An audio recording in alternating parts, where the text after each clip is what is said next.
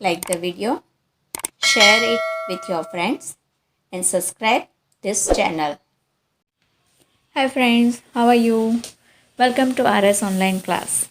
I am your English teacher Rekha Patel. Today I am going to discuss about English for standard 12. True or false from unit 5 and 6 and nearest meaning from Lapping. True false. Let's start from unit 5, read 1, ends. બરાબર પહેલું વાક્ય છે and share work together તો વાક્ય સાચું છે. Ants help each other to reach to the top આ પણ સાચું છે. The behaviour showing the adeptness of ants has been notice and studied by none આ વાક્ય ખોટું છે કારણ કે કેટલાક વૈજ્ઞાનિકોએ આનો અભ્યાસ પણ કર્યો છે અને નોંધ પણ લીધી છે. બરાબર. They are called umbrella ants because they carry large piece of leaf over their heads like umbrella. વાક્ય સાચું છે. આગળ બીજા જોઈએ આપણે. Fifth, ants do farming in their own way. એમની જાતે આ ફાર્મિંગ કરે છે. બરાબર છે. When ants need slaves, they attack the nests of other and abduct some of their children. બરાબર. તો અહીંયા વાક્ય કેવું છે? તો when ants need slaves, they attack the nest of other and abduct some of their children. અહીંયા others ની other ant આવે એટલે વાક્ય ખોટું છે. From their birth, ants are taught to disobey. બરાબર. આ વાક્ય પણ ખોટું છે કે taught to obey. The people living in the houses flee when driver ants pass from their house. વાક્ય સાચું છે. Driver ants eat small insect. ના તો વાક્ય ખોટું છે કે તો અજગર ને એલિફન્ટ ને બધું ખાય છે ને. Ants play games, nurse the sick and bury the dead. તો વાક્ય સાચું છે. બરાબર. Now the read 2. બરાબર. Read two no man are for it. એમાં જોઈએ તો પહેલું વાક્ય છે we all the people of the world are one. તો વાક્ય સાચું છે. We should love all human beings as our relatives. તો વાક્ય ખોટું છે. એઝ અવર બ્રધર્સ એવી રીતનું આપ્યું છે. No country is strange. વાક્ય સાચું. નો પીપલ આર સ્ટ્રેન્જર્સ એ પણ સાચું. We all have the different earth. વાક્ય ખોટું છે. આપણે કે બધાની જુદી જુદી પૃથ્વી નથી, બધાની એક જ પૃથ્વી છે. All the countries receive the same sun rays, water and nature. વાક્ય સાચું છે. All the people do not work with the same hands. વાક્ય ખોટું છે. બધાના હાથ તો સરખા જ આપ્યા છે ને. We have similar eyes to see. વાક્ય સાચું છે.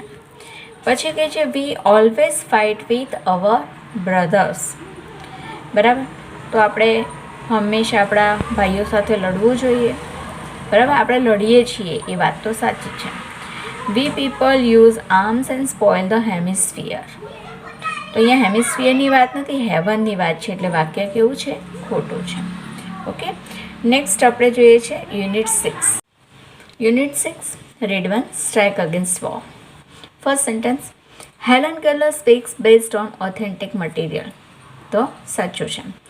Second Helen Keller can not read various magazines herself. તો ખોટું છે કે જાતે જ વાંચતી હતી. The author is going to speak impartially. તો વાક્ય કેવું છે? સાચું છે. The fight is against the preparedness and economic system. વાક્ય સાચું છે. Helen warns the workers that there are enemies all around their country. બરાબર. સાચી વાત છે. બરાબર. વાક્ય સાચું છે.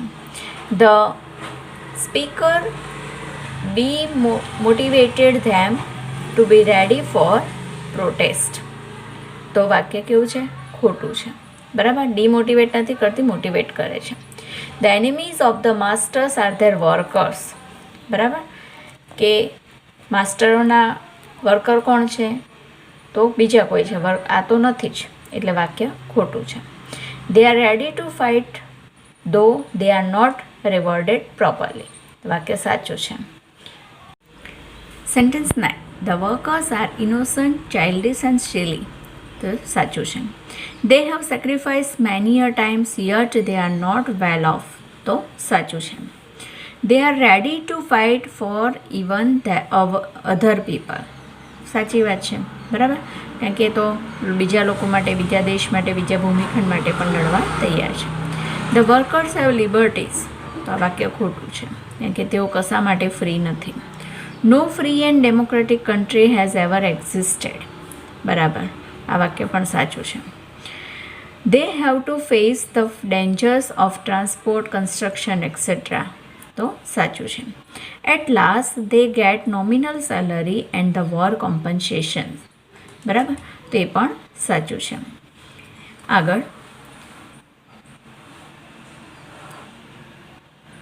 Vote masters need is reorganization and reconstruction of their whole life, તો વાક્ય ખોટું છે, કારણ કે માસ્ટર્સની વર્કર્સ ઈચ્છે છે. The statesmen and government have always ignored what the worker want, બરાબર, સાચું છે. It is the duty of the workers to force such reforms, બરાબર, આ પણ સાચું છે. The author advises them to be ready for war for their good, બરાબર, એ પણ સાચું છે. They are also advised not to be the odd obedient slave, તો આ પણ સાચું છે. ઓકે, હવે nearest meaning. Like the video, share it with your friends and subscribe this channel. Nearest meaning from lapping, બરાબર. પહેલું છે ઇન્ક્લિનેશન, એટલે ઈચ્છા થાય છે. અહીંયા ડિઝાયર, ડેઝિગ્નેશન, ડેવિલ અને ડિસ્ટ્રીબ્યુટેડ, તો ડિઝાયર એટલે ઈચ્છા. એકનોલેજ્ડ એટલે જાણીતા, બરાબર, તો અહીંયા એલિજિબલ, વેલ નોન, એલિમિનેટ અને ક્વોલિફાઈડ, તો વેલ નોન એટલે જાણીતા.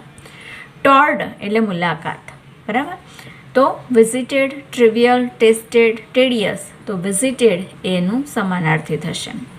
ગેસ્ટ એટ એટલે તાકીને જોવું, તો moved at, kept looking, admire, approach, તો કેપ્ટ લુકિંગ એ એનો નિયરેસ્ટ મિનિંગ છે.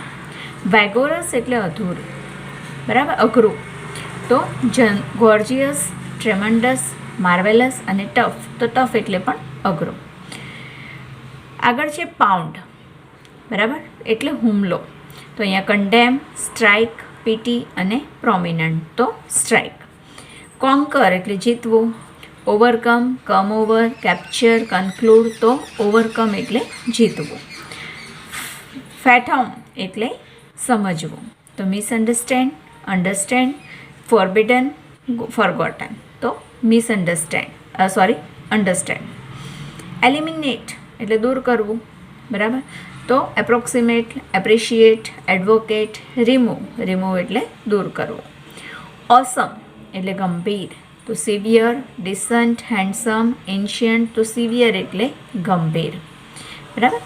કન્સિલ્ડ, તો કન્સિલ્ડ એટલે સંતાડવું, બરાબર, તો હાઇડ, બીડ, કોન્ક્રીટ અને રિવિલ્ડ, તો હાઇડ એટલે સંતાડવું. ટ્રિવિયલ એટલે નાનું, લાર્જ, સ્મોલ, ટ્રિકી, ટેરિફિક, તો સ્મોલ એટલે નાનું.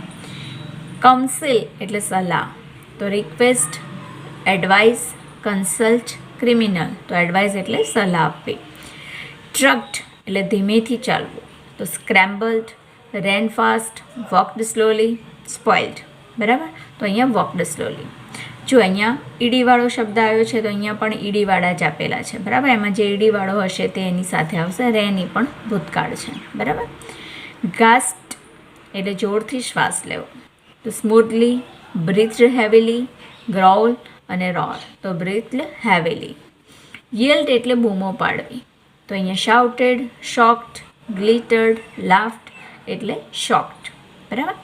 સ્ટ્રેઇન એટલે તણાવ, તો સ્ટ્રેગર્ડ, ટેન્શન, એગની, રિલીફ, તો ટેન્શન એનો નિયરેસ્ટ મિનિંગ છે. ફ્રસ્ટ્રેટેડ એટલે નિરાશા, તો અપસેટ, ટોર્ચર, ગેસ્ટિક્યુલેટ, બોઇલ્ડ, તો અપસેટ એટલે નિરાશ થવું.